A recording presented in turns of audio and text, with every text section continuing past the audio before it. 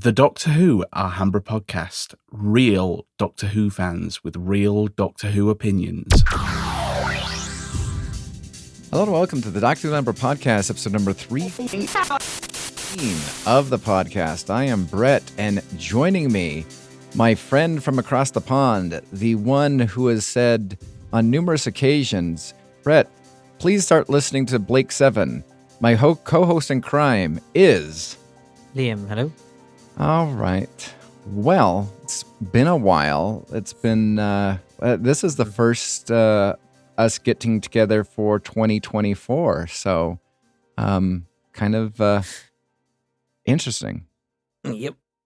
All right. So, let's get on to the news because I think there could be some fun things to discuss about regarding Big Finish, since we are a majority Big Finish podcast focusing on Doctor Who.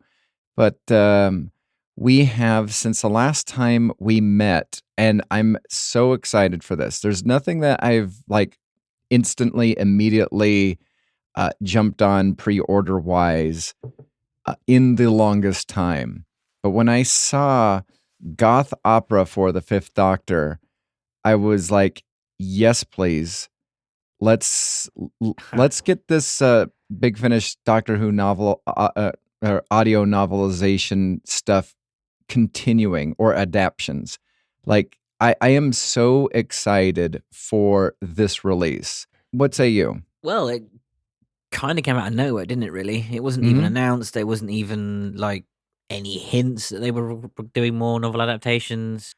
Just you wait. They'll be like, oh, yeah, so season 15 of the Companion Chronicles is back, and Short Trips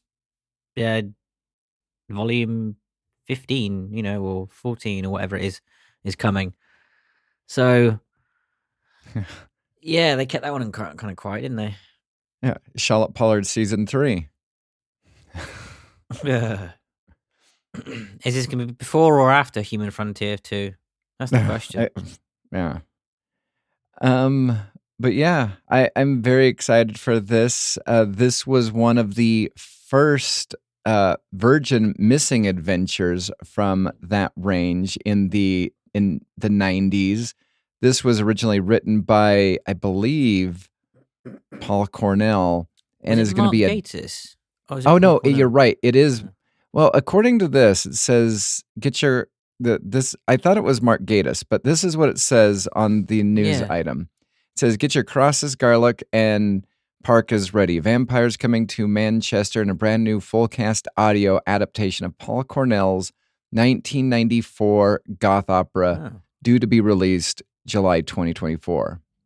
But yeah, I thought it was, for some reason, my memory thought it was Mark Gatiss too, but I guess it's probably because it's got vampires in it, and Mark Gatiss, I think, I think he's done an adaptation of Dracula quite recently and all that, so it might be that.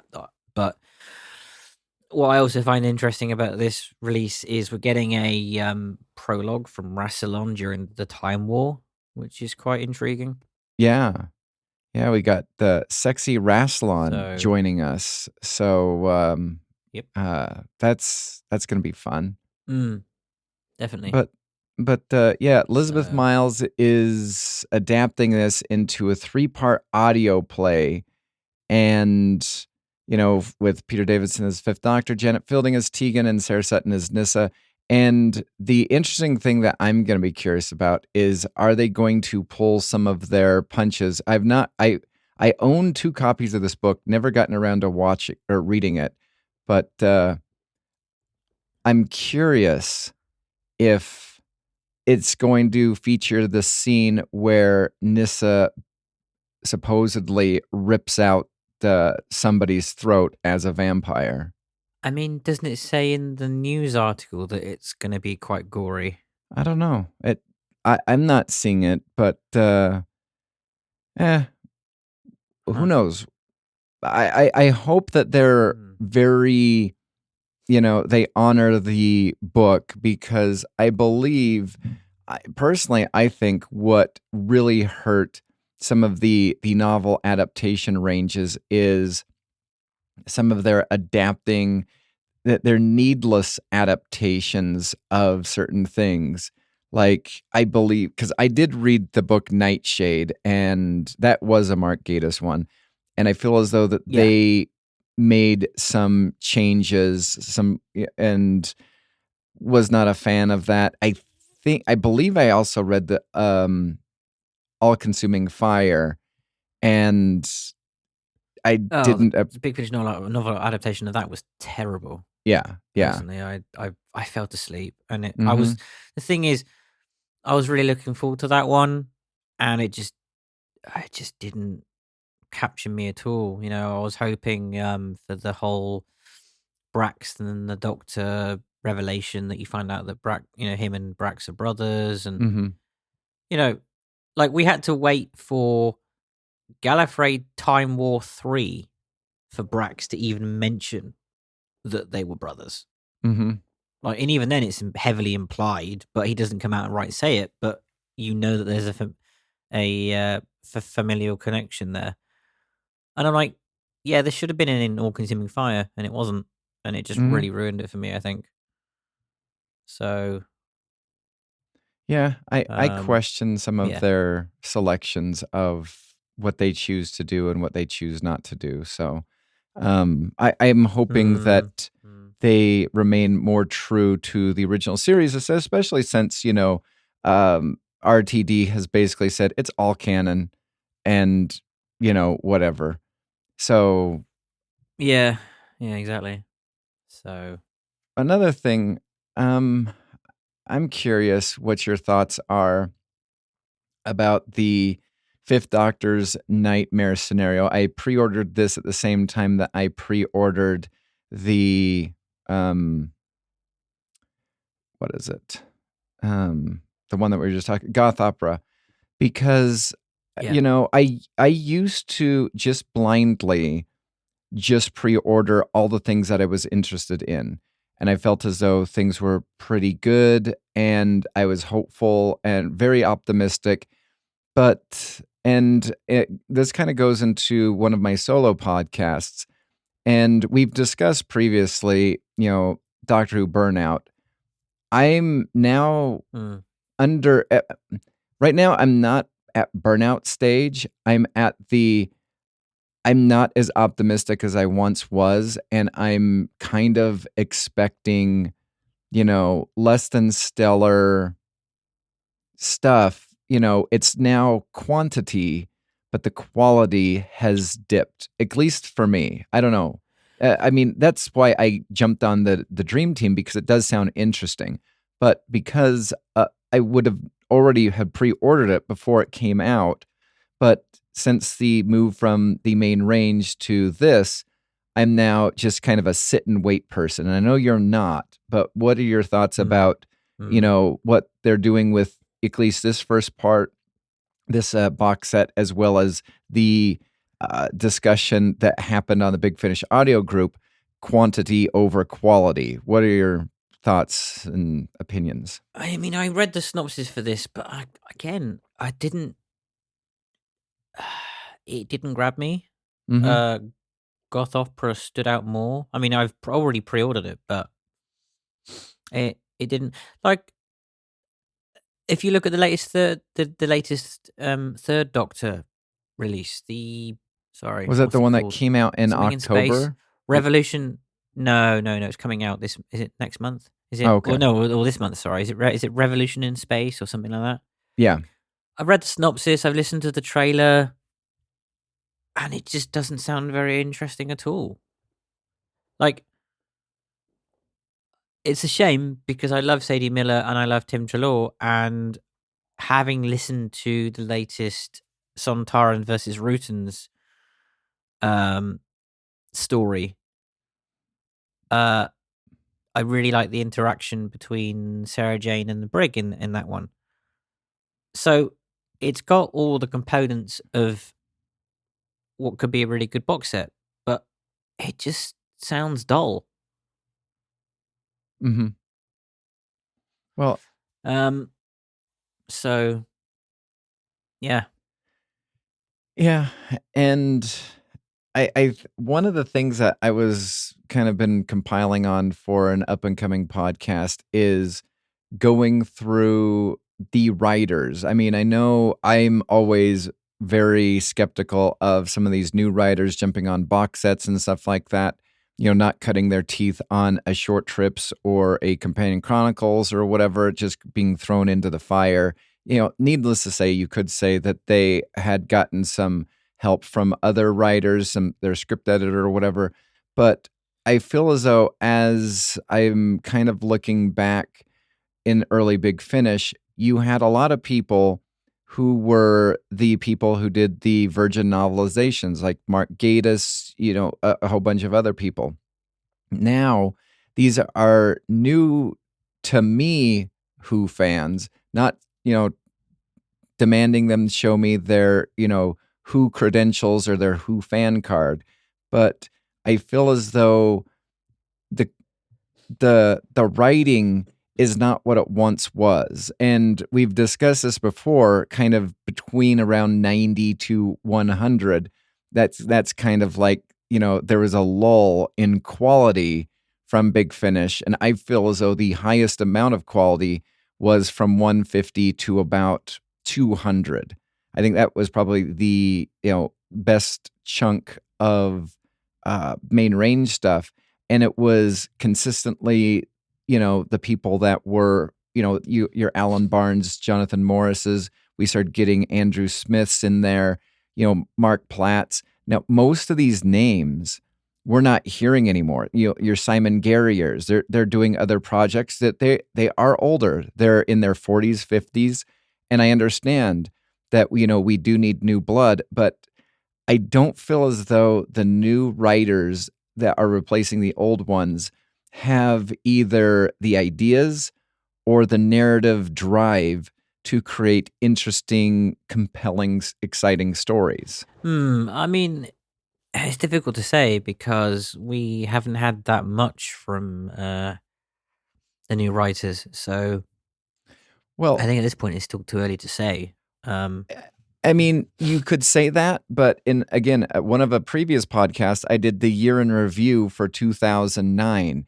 And throughout that, there was Jonathan Morris's multiple scripts. You had Simon Guerrier's multiple scripts throughout the year. You had Nick Briggs, I think, at the near height of his writing ability. You had a couple other Simon Guerrier and, a couple of people who I think did a one and done or, small handful throughout a period of time. But the struggle that I think is, and again, it goes into quantity over quality, is at that time, we only had 2 box sets in 2009. We had an Irish Wild Time box set, and we had the Cybermen 2 box set. Every single thing else was, Companion Chronicles, Eighth Doctor adventures, main range stuff. It was very 1 to 2 hour stuff that kind of was more self-contained. And I think probably some of the issues that I have is with all these box sets, they need to be tied together. And we all experience the mess that was the Once and Future. It was almost like it's self-contained, but it's not at the same time. It was almost like all of the writers didn't know what anybody else was doing. The only person that did was Matt Fitton, who was the script editor, and he should have adapted, changed, or did other things to make it more connective. And I think that's the issue with some of these new writers as well as, these things. I don't know. Just a critique. Yeah, sure. I mean, do me a favor. Who wrote the entire 11th Doctor Chronicles box sets? The Valerie stuff. So which ones are you wanting me to look on specifically for the 11th Doctor? All of them? Dating back to Geronimo or dating back to the Second Chronicles? Which ones do you want me to start off at? If you're wanting me to start off with his new companion, that would be Volume 3, right? Yeah, Volume 3 onwards. Okay. So Volume 3 we have the first story, The Inheritance by Alfie Shaw, The House of Masks by Georgia Cook, and The End by Rashana Patel. Then you have All of Time and Space, which is Ellery Quest, The Yearn by Angus Duncan, and The Curiosity Shop by James Goss. Then we have The Broken Hearts. I don't understand I don't understand what's going on with that one. Let me just click right there. No, it's fine. It's basically 4.5. It's just like a one-off story that has consequences, but carry on. So then you have The Spirit of Season by Georgia Cook, All's Fair by Max Kavesky, Sins of the Flesh by Alfie Shaw, and then we have, which is coming out in February, The Victory of the Daleks. We have Didn't You Kill My Mother by John Dorney, Daleks Victory by Felicia Barker, The Last Stand of Miss Valerie Lockwood by Alfie Shaw, and Victory of the Daleks by Alfie Shaw. Victory of the Doctor, yeah. Who wrote Broken Hearts, sorry? Broken Hearts was written by Lisa McMullen. See, all those writers, like all those box sets have been great. Like really, really good stories. I can definitely say that's been some of the best output from Big Finish in a long time. And I especially liked the last box set because it features the new Paradigm Daleks and they get explained. And yeah, it's just been very well written. And the companion was great.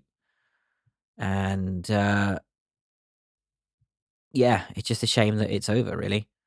So, they're all new writers, or a lot of them are quite, fairly new writers. So, I don't know.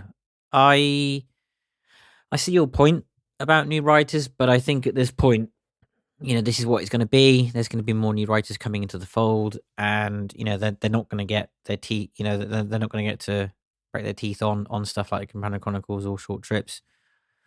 So, I just think, unfortunately, this is what it's going to be going forward. So, I think we just kind of have to take a chance, really, on stuff that sounds interesting or looks interesting, or whether that be through the cover art or the story synopsis, and just try. I think. I mean, bear in mind what Jonathan Morris and Mark Gatiss and Andrew Smith, have been writing for what Doctor Who and Big Finish for what 20 plus years. So I see your point, but I think at the same time, 20 years is a fairly significant amount of time. So I just think it's just again kind of changing of the guard, and the stories we just have to try, and some we're not going to like and some we're going to love, and I mean that's just isn't that just Doctor Who all over? So yeah, but I would highly recommend the 11th Doctor stuff. I really enjoyed the box sets, and I like the companion and the pairing of the two. What I found very interesting was on the extras, they even say that people enjoyed this era of Doctor Who didn't enjoy Matt Smith and his era generally. So I found that, quite interesting that they even mentioned that. So yeah, I think the quality has kind of dipped, but I think there is the occasional standout box set or box sets that, come up. So I think it's just going to be one of these things now where we go on word of mouth, or just try it and see. I think deal now, honestly.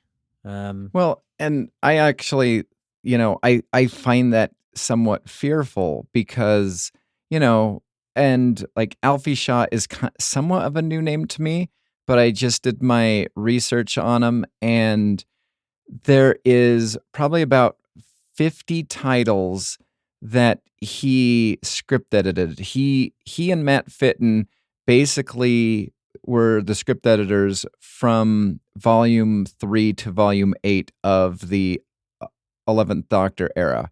So not only was he writing it, but he was also script editing it. And I feel as though... And he's also written... And he was also, I think, the script editor for a lot of the short trips stuff. Yeah, as I was... The later short trips. Mm-hmm. So he knows his stuff. And my issue isn't with Alfie Shaw. It is, Angus Duncan, Ellery Quest. I don't know who these people are. And, you're wanting me to go out on a limb and try something for about $25, $30 on new writers who, and again, in box set form, we know at least generally one of them is a stinker. So now you're wanting me to go out on a limb for $25, $30 with 3 stories, with knowing that at least, $8 of it is going to be a waste of my time and money. I mean, like I said, it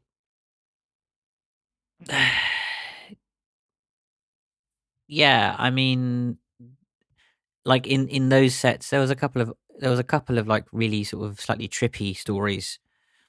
I think one I didn't particularly like, which Legion liked, but I think for the most part, I've really enjoyed all the 11th Doctor stuff. And yeah, I've never heard of Valerie Quest or Duncan. What's his name? What was his second name? I don't know. I've already closed that screen. Anyway, I don't know. but like I've not heard of them. But I mean, clearly someone has, because they've obviously employed them to write Doctor Who, so they must either have some CV of work that they feel is appropriate for Big Finish to take on these writers to do Doctor Who. So, I don't think they're as asinine as, say, Chris Chibnall to hire, drama, kitchen sink drama writers, soap writers to do a sci-fi show. So clearly all these writers have had some experience in science fiction, fantasy, etc., or at least, Doctor Who and that kind of thing. So they must have other works, obviously, somewhere else. I mean, I've not heard of them, but well, yeah. I mean, I'm not saying that they never did anything, but no. But I mean, they're clearly on someone's radar. Yeah, but all I'm saying is like, is this the bottom of the barrel? Like, is the best that they can, Big Finish can find is scraping the bottom of the barrel with a average to subpar story. I just pulled this up, the next Missy box set, and I'm sitting this one out. I looked at the writers. One of the name is familiar. Lou Morgan. He has a story in this, which, okay. We have David Quantick, who, besides this story, yeah, he's done other stuff. Yeah. Do you know what it is? Do you know what his only other Doctor Who thing is? Not off the top of my head, no. The Dark Husband. He's done other stuff. I mean, no thanks. There are worse stories. There are worse stories. I know, yeah. The Minuet in Hell. But I mean, again, I mean, do you sit it out? But this is what I mean. Like, this is what it's going to be going forward. So, like, well, yeah. I mean, we can't keep like we can't keep getting Jonathan Morris or Simon Guerrier or whatever forever, can we? So, I mean, we should. I mean, what do you want to do? I would like more of them. Like, because again, what I used to do is on my notes app on my phone is I had a running tally of everything that I pre-ordered, and the month that it was coming out. And I'm sitting there, I'm looking at January. Here's January 2024. The Chaos Cascade. Okay, audiobook, not listening to it. Centaurans versus Rutans. Okay, I have it, not going to, I haven't listened to it yet. Dad's Army, I've not gotten that. Torchwood, Poppet, no. First Doctor Adventures, The Fugitive of the Daleks. I'm thinking about it, still have not pulled the trigger. Star Cops, Blood Moon, which I've heard Star Cops is going to be canceled really soon. The Fugitive of the Doctor, by the way, the Fugitive of the Daleks, you should. It's good. It's not obvious kind of what's going on immediately, but all I will say is it ties back to the chase. Okay. So that's fun. Okay. And it also ties into the massacre as well. So I need to listen to the massacre. I don't think I've ever listened. And it's older Vicky. Yeah, I know it's older Vicky, but yeah. No, honestly, if you want my opinion, you've listened to the first 2 box sets of the First Doctor stuff, right? I've only listened to the Itcherton incident, and I listened to the first 3, 10 minutes of the Demon Song, and I hated that completely. So. Well, the Fugitive of the Daleks does take place right after the Itcherton incident. It's just not obvious. So it is a continuation. But what I would do, if you want, is watch the chase. Then, if you want, again, go back and listen to the Itcherton incident. Then listen to Fugitive of the Daleks. Then listen to the massacre. And I think it will be quite satisfying in that sense. Again, really good story. I liked the plot threads that they come back to. I liked older Vicky. It was a nice final end to her adventures with the Doctor. Actually, it was kind of like a last hurrah, I think, for her. Which she didn't really get in. What was her final story? The Troy story. Yeah. Was that the massacre? No, that was no. Yeah, I'm blanking on it. What was the last Vicky story called? I can't remember. Anyway, I don't know. Yeah. I'm. So, yeah, I'd recommend that one. Well, again, my initial point was, I used to be able to. I would be picking up out of a month, if 6 or 8 releases, probably about actually 5. I would probably have 5 to 6 releases out of an 8th month release. Now I'm barely scratching the surface at 1. I just barely saw for the first time just now as I was looking at February that the Sixth Doctor Adventures, the 40th anniversary of the Sixth Doctor, who is one of my favorite doctors since Big Finish has kind of helped them, is I'm checking out these stories, and I'm actually excited because we have good quality writers. We have Jacqueline Rainier, Chris Chapman, Robert Ballantyne throughout these 6 stories. Also included in the cast is we have Perry, Flip, Melanie, Constance, and no sign of the worst companion known to mankind, minus the cardboard cutout of Ryan. I mean, I'm actually very excited for the Sixth Doctor Adventures. So excited, I just barely picked it up just seconds ago. I'm thrilled at the idea that we are Now I might not be picking up I want to pick up both of them, but I can't chance Hebe being in the second part of the box set. I mean, I just hate her that much. I mean, this is what I've said. Like, Simon Guerrier had to start somewhere. Mark Gatiss had to start somewhere. Andrew Smith had to start somewhere. They started in the Virgin novelizations, and then they cut their teeth and got and had quality work. Who are these people? I mean, yeah, but the difference is those are books. These are audio drama, and I know. And again, if you listen to the extras and listen to like the writers, they've always said that writing novels is different to writing an audio drama. Mm-hmm. That's why you have a script editor. Sure, but you still have to be able to know what the hell you're doing and be able to write in a certain way to write a drama versus a book.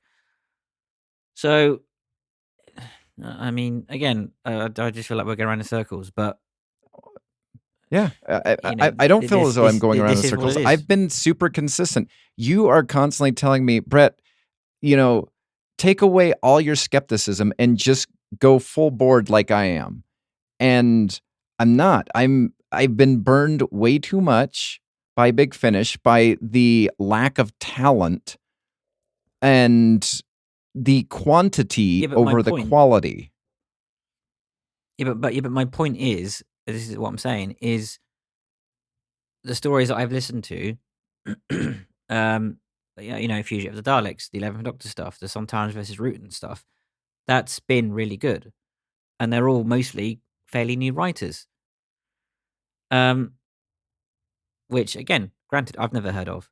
But this is my point, is that I just think, we're going to have to just take a chance. Because, I've never heard of you them. Missed, I don't you know missed my point with the 11th Doctor, though.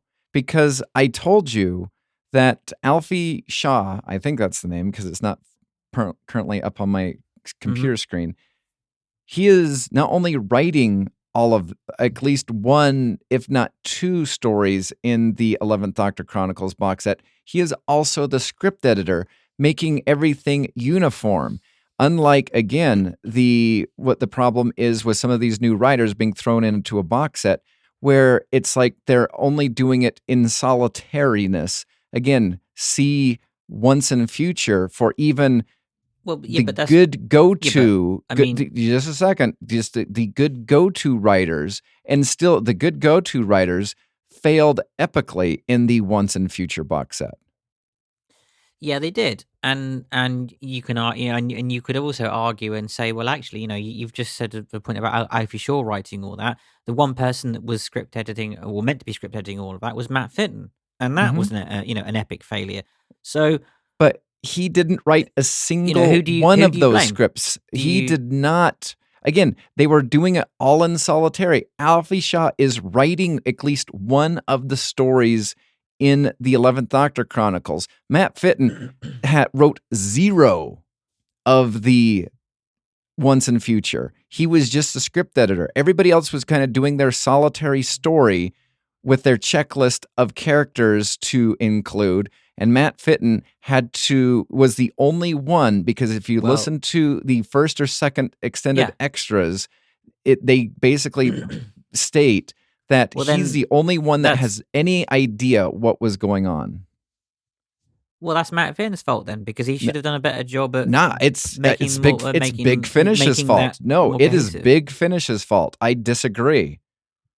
These writers should have been working with each other. So then, what's the point of a script editor?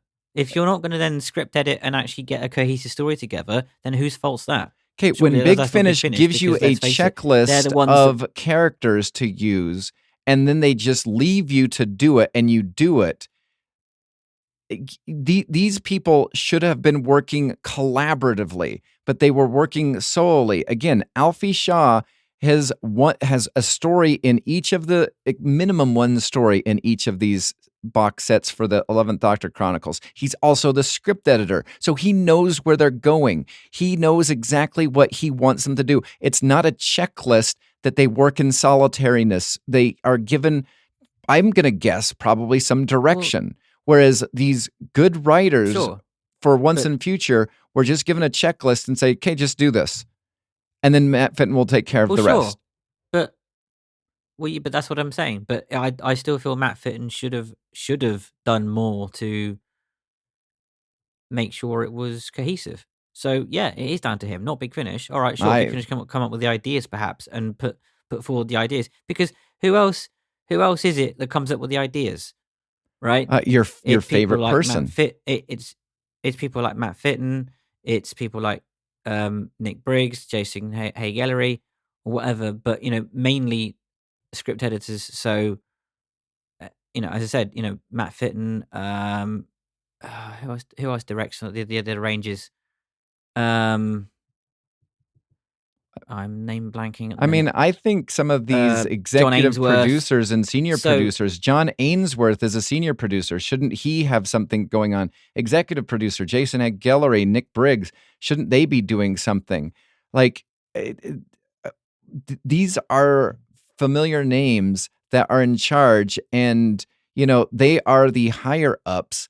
And does it all have to fall on Matt Fitton's shoulders? I think that was for a celebratory thing, that was a huge task for one person to do. They should have worked collaboratively and cohesively, similarly to probably how they were doing with the 11th Doctor Chronicles.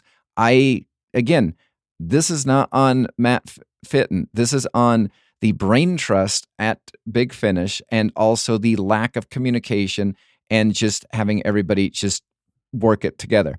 I mean, that's where I'm going to stay. You can disagree with me, but that is my belief and strong opinion on the whole thing. Mm-hmm. All right. Well, with that, I don't know if you saw this. This is quite interesting. I got notification of a massive, I think, very important news revolving around Big Finish and their apps and their website. And that is about a day or so ago, everybody that was trying to download stuff using the Big Finish app was blocked from doing so.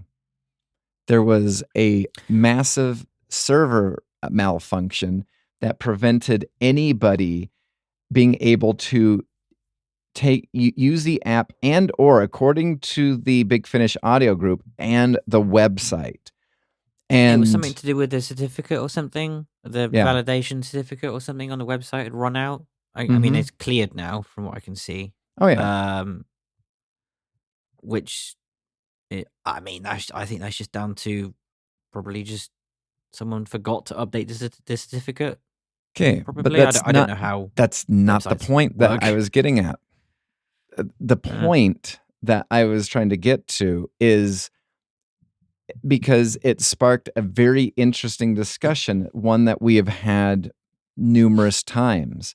And that is, and again, this kind of goes back into our previous discussion about quantity versus quality, writers or whatever. I will die on on my stand, basically saying that I don't think that brand new writers should be given stuff. But I think this goes into the worrisome of the future of Big Finish, because when this happened, so many people, and you and I are kind of on the download save to, you have yours on the cloud. I have mine on a external hard drive. In fact, I have it saved in multiple external hard drives just in case one corrupts, because one of mine did corrupt about a year ago. But I noticed so many people scrambling, going, oh my word, all of my stuff is gone forever. And it's quite interesting because, we're turning into a digital society, but the hard and tricky part of the whole thing is when a server goes down, when a business goes out of business, the thing that you bought that was yours permanently actually disappeared because you never owned it physically. You only owned it on a server space. And I think that is... Yeah. I mean, I am actually at the point now where I am actually backing stuff up again on external drives because of cloud services aren't being as forthcoming as they should be. And you go, oh yeah, we'll give you unlimited space when it isn't actually unlimited. So, which, yeah, is just kind of ridiculous. So they've kind of forced me to. I'm at the point now where I've bought a Raspberry Pi. I'm in the process of making like a server, my own server that I'm going to have multiple drives on that I can then access wherever, whenever, as long as I've got an internet connection. Have enough drives that I can back up stuff multiple times and have it on a server in like a RAID configuration because of that very reason. Mm-hmm. So, yeah.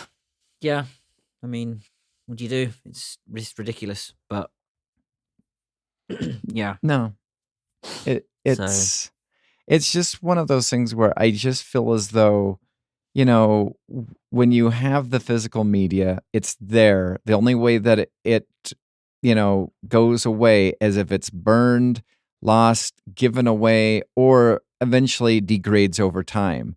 But at least you physically have it and it's something that you can be aware of. Whereas you have, you're at the mercy of a business's server. And until that business, as long as that business is in business, you're fine.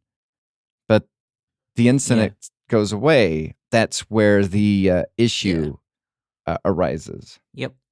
And the thing is, they're not doing very many prints now of physical media for Big Finish, are they? So no, they've announced, at least when I originally looked at the Goth Opera, they announced 1,500 available for and that's what they're doing going forward. They're doing that with Goth Opera. They're doing that with Victory of the Doctor. We have the same thing with the Missy box set. I mean, it's 1,500. So everything is now limited in quantity. And once it's gone, it's gone. And I mean, at one point, I'm going to get ready to be moving around like March, April of this year. I'm going to be in a smaller area. And part of me wants to sell some of this stuff that is just taking up space. But because of stuff like that, I'm less likely to part with my physical media. Yeah, it's crazy. Something that we didn't talk about on the podcast, because it came out, I think, a couple weeks ago, actually, according to this, the 11th of January. So the season 15 of Doctor Who is coming to Blu-ray, not to be confused with the series 15 or season 2 of Doctor Who. This is the Tom Baker season 15, originally broadcast in 1977, featuring the stories of the Horror of Fang Rock, the Invisible Enemy, Image of the Fendal, the Sunmakers, Underworld, and the Invasion of Time. And I know have you watched the trailer? I have not. I would. It's very interesting, and I think it poses interesting questions, which I think would be good to discuss on the podcast. But yeah, I'll have to. I'd be interested to see what you think. I'll have to give that a look. I like that. So included on this, besides the standard extras from the DVDs, we have updated visual special effects on the Horror Fang Rock, which is exclusive to the Blu-ray. Behind the Sofa, and then we have the Blu-ray trailer, Darkness and Light, a look at the career and producer of Graham Williams, conversation interviewed with Matthew Sweet, chats with Louise Jameson, Inside the Lighthouse, making of Horror of Fang Rock, Tom Talks, Tom Baker muses on the life and the universe and everything, some new audio commentaries from Tom Baker. We have surround sound of Horror of Fang Rock, and then we have archival footage, obviously the infotext, and much more. It's one of those things where, because I'm a completionist, I mean, I will own this, but I'm looking at all of these stories and I don't like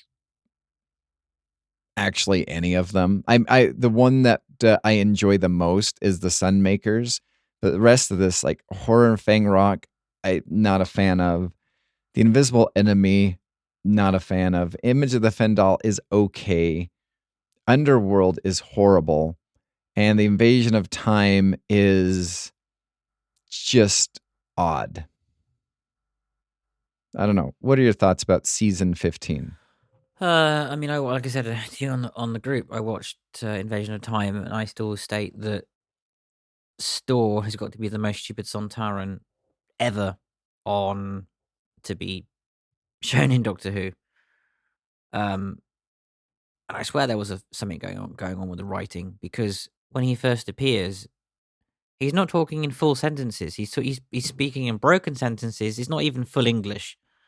And then as it goes on, he like progressively gets better at talking. And I'm like, well, what is this about? This is just weird. And the actor for the Sontaran was just it was just really overacted and stilted, and I don't know, it just sucked. I mean, like, sure, people have their problems with Strax, but at least Strax is, has some semblance of a Sontaran going on there and is actually competent. Storr just wasn't, and it was just bizarre. Just a really odd story. Yeah, the pacing of it was really odd. You get the Vardens, and then the Sontarans just rock up like episode 4. Mm-hmm. It's just like, okay, this is clearly a story of two halves then, which don't really seem to connect very well, but they're meant to. Yeah, as I said, I'd be interested to see what you think of the trailer. It ties into the Time War, and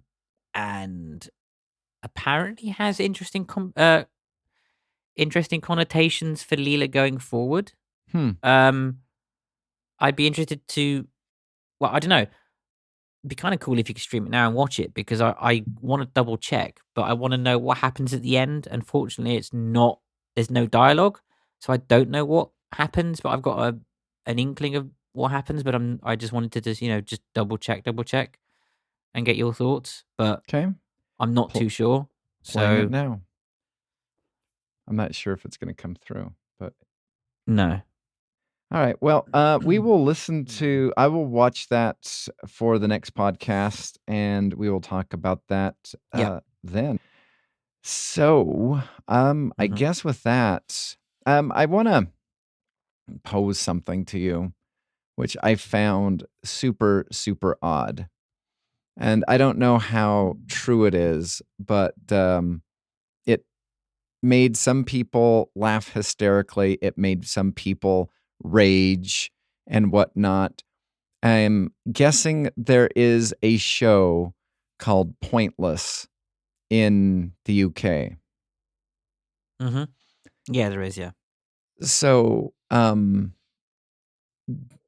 guess one of the questions that was asked is, I don't know the whole aspect of it. I just saw this trending and some people melting down in rage and other people laughing at those people melting down in rage.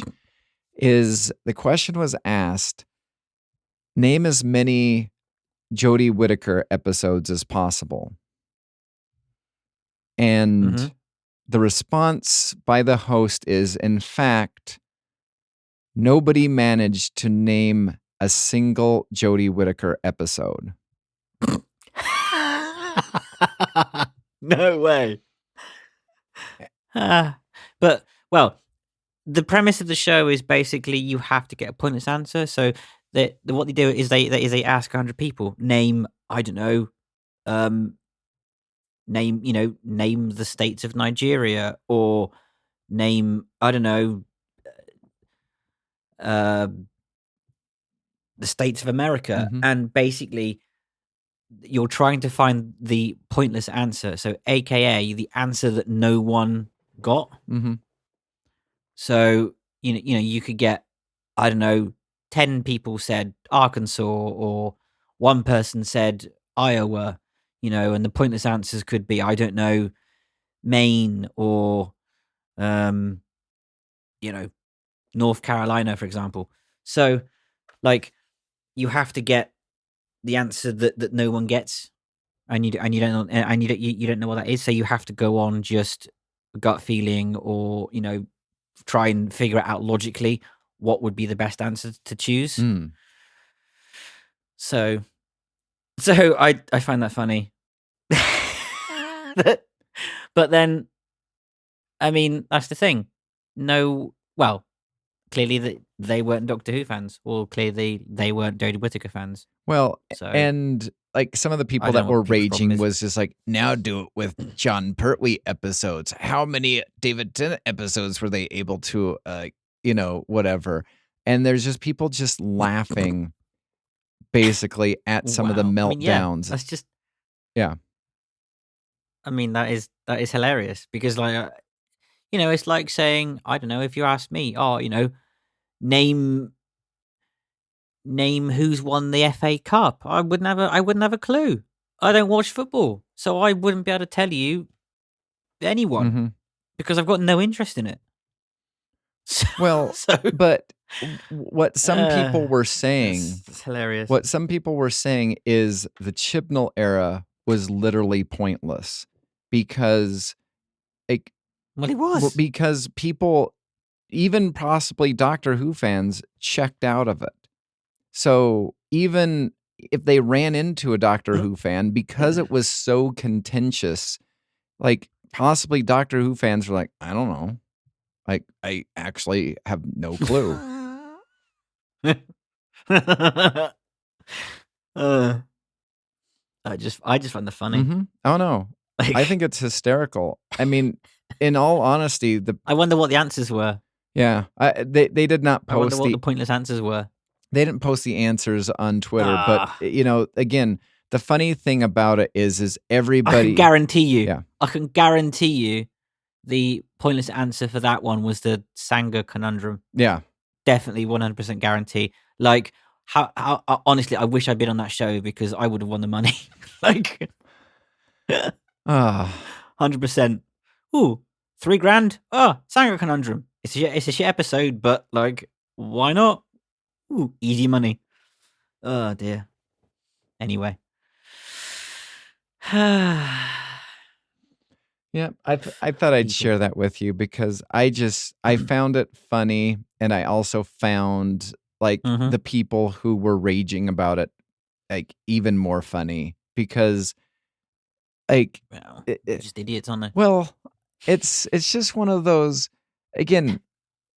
It's a quiz show. Well, yeah. It's a quiz. It's not to be. And some people were like, "This is not serious. Don't worry about it. This is not serious." But people were raging because it was.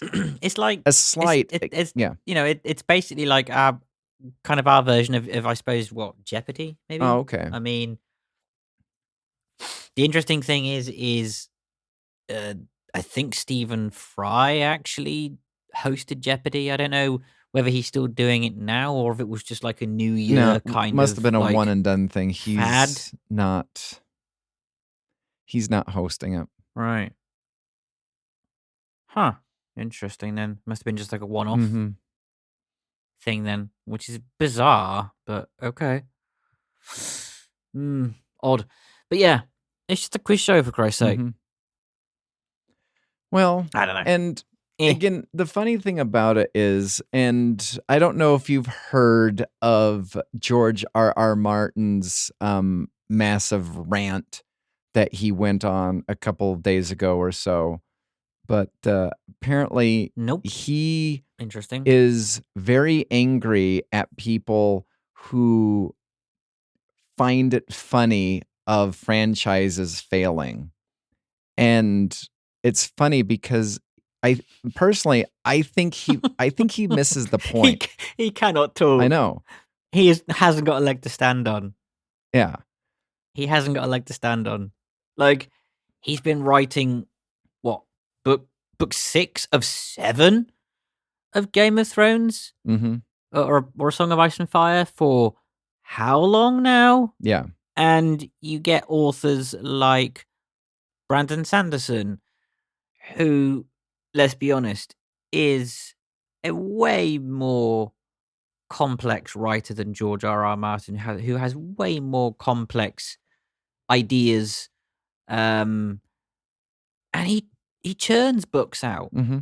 You know, he has a roadmap. He knows what the hell he's doing. He knows what he wants to do, and he just writes. Granted, are all of his books perfect? No, but at least he actually gives to the fans, you know, and has a very sound and avid fan base. And at least he, you know, he gives to the fans, Mhm. you know, and he keeps on track and gives people what they want, aka more novels. But yeah, I don't know. You know, I honestly, I genuinely think we are never going to see the conclusion of A Song of Ice and Fire, because Martin said he was gonna hopefully have book 6 of A Song of Ice and Fire done by 2020. It's now 2024. He's what, 75 years old? Mhm. So yeah, nah, ain't gonna happen. Ain't gonna happen. Well, I mean, yeah. Well, the funny thing is so he was complaining about, fans, supposed fans hating things, and he used Star Wars fans as his like go-to. Like, why are people who are Star Wars fans hating Star Wars stuff? And it's just like, do you not understand? Like, you're dumping on Because what they like. The sequel trilogy fucking sucked. Well, and you're dumping. You're taking something that people liked, and you're taking a massive dump on it. Like, the people at Lucasfilm are, and so of course people are going to find it funny when you, fail. Yeah. But yeah. Yeah. I mean, it is. I mean, I find it hilarious. I just, yeah. I mean, Doctor Who was in the mire for how long? 3-5 years, and I think things are only just starting to come out of said mire, and things are starting to get back on track. I'm not going to say that for definite, but I've had more fun watching Doctor Who in the past 4 episodes than I have in 5 years. So, to me, that's a win, really. Again, Star Wars, some interesting things going forward. I like the fact that you've got Dave Filoni and what's his face? Can't remember his name. Other bloke. Jon Favreau. Having more control over Star Wars now. Favreau, yeah. Having more control over Star Wars, and listening to fans and going, oh, the expanded universe. Yeah, don't worry, guys. We're actually going to bring characters and stuff into, Star Wars because they were good stories, and, well, we're going to bring more of those elements in. Yeah, it's about bloody time. You should have done that 4 or 5 years ago. So, and I think Star Wars is getting to a better place. I just feel that the sequel trilogy was just completely mishandled, like the entire Jodie Whittaker era was. That's the problem. Same as you could argue Star Trek Discovery. It was just unfortunate that all 3 franchises kind of happened at the same time. Whether that, you could argue, links into the bigger kind of gestalt of, say, writers and Hollywood, maybe as a whole, perhaps that's a thing. I don't know. But it was just unfortunate that I think all 3 franchises, unfortunately, kind of failed at the same time. I think if less had happened and say 1 had kind of dropped off a bit versus all 3, I don't think people would be complaining about it as much, because it wouldn't have been as obvious. And let's face it, people couldn't. Some people couldn't find their way out of a wet paper bag if you paid them. So I don't know. I just think that that's just the way it went, unfortunately, and I think for the most part that things are kind of getting back on track. Star Trek: Strange New Worlds, for example, I think has kind of relit the fire of Star Trek, and people who are writing those episodes get Star Trek and get the original series vibe and what that was going for, and kind of gone back to that. Same with sort of Doctor Who in a way, and the same with Star Wars, with shows like Ahsoka. So yeah, I think it was just unfortunate that all three franchises had a massive slump at the same time, and I think that's why the landscape looks so bleak in regards science fiction. Mm-hmm. But I mean, what are your thoughts? I mean, I'm very worried about the RTD part 2. I'm not as optimistic as you are. I'm not blindly believing just because RTD's back means that everything's going to be good. Out of the first 4 episodes, one of them has been good. The Christmas episode, I guess, could just say it's a Christmas episode, and the other ones were average at best. I feel as though fan-wise, I'm hopeful because again, I love watching Chris Gore's YouTube channel because all he does is he and a crew of his people review indie films. And they will do some big, major motion picture stuff. And it's the major motion picture stuff that is the problem, is because some people are taking ideas that could be a good independent film and saying everybody should like this. And when you don't like it, you have like the whole Charlie's Angels 2018 situation where, this is not made for men. Oh, it failed epically. Well, the only reason why it failed epically is because no guy went to go see it. Well, if you're going to start castigating people of a certain group who aren't and say that they're not going to like it, and then when they don't like it, they don't go see it. Like, this is a self-inflicted wound. And I think a lot of things that are occurring pop culture-wise are self-inflicted wounds. I mean, it's like the the Shinoi thingy-majiggy, what's her name? Yeah. I know who you're talking about. Star Wars. Yeah, I know who you're talking about. Yep. Director. Mm-hmm. Oh, the quote of, I want to make men uncomfortable. Yada, yada, yada. Star Wars isn't for men, etc. Well, I'm sorry, love, but you've just alienated 90% of your audience right there, because I hate to say it, because 90% of the audience of Star Wars is men. So you've just doomed your own film, show, whatever you're doing, straight from the off with a comment like that. And that's the thing. And this is the thing that, again, she's missing the point. There have always been strong female characters in Star Wars. Mm-hmm. And, I can't remember the woman's name, but I think she helped script edit the films with George Lucas. I can't remember her name. I think it was... I was going to say Kathleen Kennedy? No. Was it? No. Was it George Lucas's ex? Anyway, possibly. But the thing is there have always been strong female characters in Star Wars. Mm-hmm. Same with Doctor Who. Same with Star Trek. But there's this unfortunate thing of now, it's a woman's turn to be in the spotlight. It's a woman's turn to have creative control, to be the front and center, to, step into their power. You don't need to. Mm-hmm. You've always had a place in film and television. Honestly, again, this is probably a controversial opinion, but I'm sorry, but I hate to say it, but honestly, what I think needs to happen more is disabled actors. Blind people in who are wheelchair users, deaf people with autism, whatever. Where's our voice?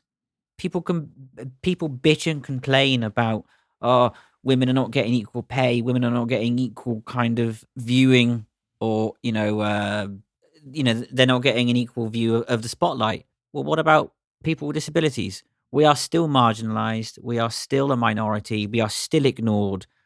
We are still pushed to the wayside and not given nearly as many chances as a woman in any sense, shape, or form. But yeah, if we complain, we're just the angry minority and the angry person stood on the street corner, and we're just seen as entitled and just kind of laughed at because, oh, you're bitching because you've not got X, Y, and Z, and you're entitled, and the world doesn't owe you a favor. So, sorry, but I don't really have any sympathy for it because there's always been strong women and females in film, television, books. So, yeah, self-inflicted, as you say, and let them get on with it. Yeah, very true. What are your thoughts? I mean, I do feel I kind of just went on a bit of a rant there for ages. So I'm always for. I don't want representation for just to say that we have a box checked and say, okay, representation because we did this. I want the best person for the job. I don't want the best person who checked a box for the job. I want the best person for the job. I feel as though there's certain people, actors, actresses that are given jobs, or writers, directors, whatever, just because they fit some quota. I'm not for quota fitting. I'm not for box check. I understand representation is important, and getting everybody's voices out is also important. But I feel as though when we get that, there's hard parts about the whole thing. These people can never die. Like if you show them on the screen, they can't die because they have to be better than that. They have to do this. They have to do that. And having them killed on screen is you showing your hatred for them. And I disagree with that. I feel as though anybody on any show could die. There was a comic that came out a couple of years ago with the Boba Fett. He killed somebody who I guess I didn't know, but I guess they were a trans character, and people started attacking the writer for it, saying, well, obviously this shows your bias against people because this is, why else would you have them kill a trans character? Isn't Boba Fett like a bounty hunter who just kills people? Like, that's what I thought he was. I didn't realize that, Well, yeah, and come on, and let's face it. Let's face it. It's a galaxy full of aliens, right? Who procreate with other aliens, and humans. And yet there is still slavery. Droids are basically slaves in the Star Wars universe, right? So, but do people complain about the fact that droids are being mistreated and whatever else? And that there's slavery? No. No, if you really want to look at it. But they don't. So, and yeah, that's what bounty hunters do. They kill, or apprehend people. That's their job. It's just people getting pissy for no reason. No. I mean, again, there was a blind character in Star Trek in Strange New Worlds. He was in it for one season, got killed off. Okay, sucked he died, but there was a point to the season. There was a point to his story. Yeah, it would have been cool if he'd continued on. But am I bitter that they killed off a blind character in a TV show? No. It's a TV show. Wait, are you telling me TV's not real life? I just don't. I know, right? Yeah, it just baffles me. I've just never understood this mentality of, because you've killed off X character, it means you hate that character. No, don't know. It's not real life, guys. Grow up. No, and that's the other thing is, I want escapism. If you're gonna barrage me with what's on the news all the time, I'm gonna not watch your product. I'm not going to support your product. Yeah, exactly. That's why I don't watch That's why I don't really watch the news. Anyway. All right. Well, I guess with that, we will conclude this episode. And maybe in the next one, do you want to do a Big Finish review for... You have been listening to the Doctor Who Alhambra Podcast. Doctor Who is owned and trademarked by the BBC. Doctor Who Alhambra is not affiliated with the BBC or Big Finish. No infringement is intended. Visit our website at alhambrapodcast.weebly.com or email the show at alhambraaudio@gmail.com. Tweet us at Alhambra Podcast. That is ALHAMBRA Podcast. Thank you.